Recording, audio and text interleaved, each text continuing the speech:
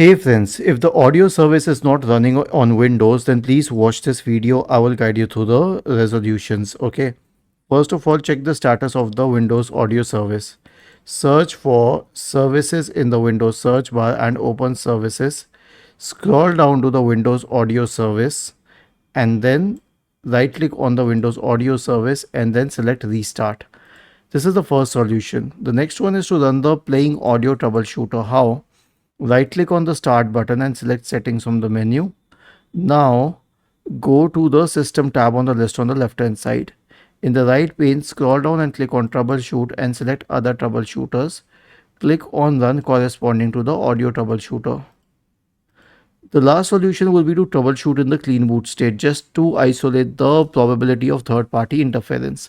Okay, so search for system configuration in the Windows search bar and open system configuration.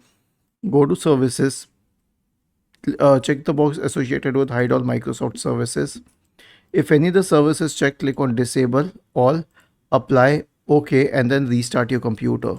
Was this helpful? If yes, then please subscribe to the channel, and if not, then let us know in the comment section of the video on how we could help you further. Thank you for watching this video and have a nice day.